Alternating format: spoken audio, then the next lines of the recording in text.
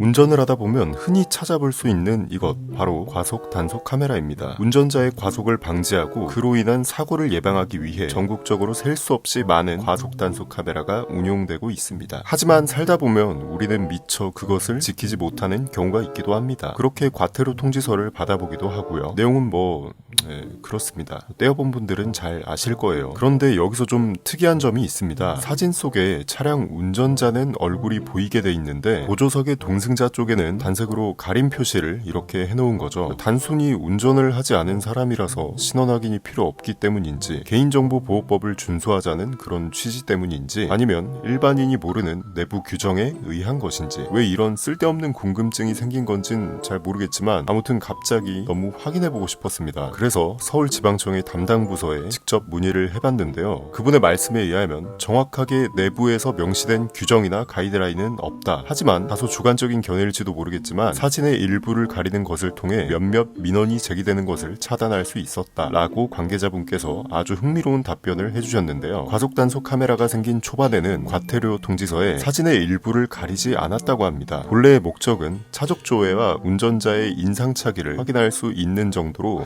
이 차 당신 차죠? 언제 어디서 얼마나 과속했네요. 벌금 내세요. 딱 여기까지만 활용할 목적이었단 말이죠. 그런데 시간이 지나면서 담당 부서에 예상치 못한 골 때리는 민원이 들어오기 시작했습니다. 과태료 통지서에 있는 사진은 내 남편 같은데 옆에 타고 있는 이 여자는 누구?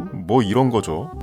이건 사실 이쪽 민원이라기보다는 가정법원에 가셔야 될 것 같은 내용인데, 근데 그럴 수도 있죠. 아니 무슨 소리야. 그러면 안 되는데. 그러니까 정확하게 분류를 과속을 하면 안 되는 건데 내가 지금 무슨 말을 하고 있는 거야. 아무튼 당초의 목적과는 다르게 예상치 못한 불화에 휘말리게 된 우리의 민중의 지팡이는 국가의 치안과 국민의 안위를 위해, 그리고 대한민국 가정의 평화를 위해 동승자 쪽의 사진을 가리기 시작했다고 합니다. 어차피 과속 단속의 목적상 운전자의 모습만 확인하면 되니까 가려도 행정상의 문제는 없기도 하고요. 100% 이것 때문이다 라고 할 수는 없지만 담당 공무원분의 말씀을 있는 그대로 인용한 내용입니다. 참 별일이 다 있네요. 그리고 말씀을 나눴던 김에 몇 가지 질문을 더 드렸는데요. 많은 속설이 난무하는 과속단속 카메라의 오차 범위에 대한 내용입니다. 보통 제한속도 60km 이하의 도로에서는 제한속도를 11km 초과하면 적발되고, 제한속도 70km에서 90km 이하의 도로에서는 제한속도를 15km 정도 초과하면 적발됩니다. 그리고 고속도로 같은 도로에서는 제한속도를 20km 정도 초과할 경우 적발된다고 합니다만 절대로 이것을 악용해서는 안 됩니다. 이건 어디까지나 카메라의 오차 범위로 인해 발생하는 그런 사소한 민원 제기를 줄이기 위한 목적이고, 과태료가 부과되는 시점은 이미 기준 제한 속도를 훨씬 넘긴 수치에서 적발되기 때문에 말씀드린 적발 규정 속도와 도로의 제한 속도를 절대로 착각하시면 안 된다는 겁니다. 모쪼록 다들 교통법규를 준수하는 아름다운 운전자가 되시기를 바라며 오늘 영상을 이만 마무리하겠습니다. 시청해주셔서 감사드리고요.